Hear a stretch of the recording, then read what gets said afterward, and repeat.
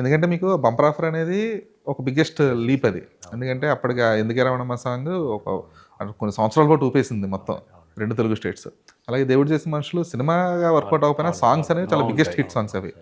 So ఆ తర్వాత ఎందుకని అంటే మీకు ఇండస్ట్రీ నుంచి ఆ రిజల్ట్ తాలూకా ఎఫెక్ట్ మీ మీద పడిందా ఎలాగా? సార్ ఆ సినిమాల తాలూకా రిజల్ట్ ఎఫెక్ట్ పడిందా? డెఫినెట్గా ఉంటుందండి. డెఫినెట్గా సినిమాలతో ఎనీథింగ్ నాకు ఏదైనా సరే ఒక ఆర్టిస్ట్ కైనా టెక్నీషియన్ కైనా సినిమా సక్సెస్ అనేదే చాలా ఇంపార్టెంట్. అంతే సినిమా సూపర్ హిట్ అయితే సినిమాకి పనిచేసిన ప్రొడక్షన్ అబ్బాయి కూడా సార్ పలానా హిట్ సినిమాకి నేను పనిచేసిన గర్వంగా చెప్పుకుంటాడు బేసిక్గా.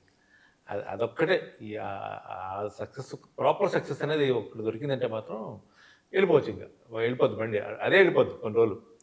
ఇక్కడ end of the day success అనేదే ఇక్కడ డిసైడ్ చేస్తుంది మన జర్నీని బేసిక్గా.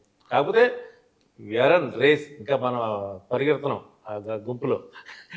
ముందున్నావా, మధ్యలో ఉన్నావా, చివరున్నావా, ఎక్కడో చూడైతే రన్నింగ్ రేస్లో అయితే మెల్లిగా పరిగెత్తుతున్నాం, ఇంకా పక్కకు పోకుండా సర్కిల్ తిరుగుతున్నాం, అక్కడెక్కడ తిరుగుతున్నాం అండి. అది ఇంపార్టెంట్ కదా బేసిక్గా. వర్క్ చేయడం అనేది చాలా ఇంపార్టెంట్. ఇంకోటి డెస్టినీ అండి, ఇది ఏ రూపంలో మనకి సెటిల్మెంట్ వస్తుంది అనేది కూడా చాలా మంది చూసారు కదా మీరు. డైరెక్టర్స్ పెద్ద పెద్ద యాక్టర్లు అయిపోయారు ఇప్పుడు. తమిళ్లో కూడా గౌతమ్ మేనన్ గారు, సముద్రకని గారు, వీళ్ళంతా ఎక్కడ ఎవరికి ఎలా ఏం రాసి పెట్టి ఉంటుందో తెలియదు సార్.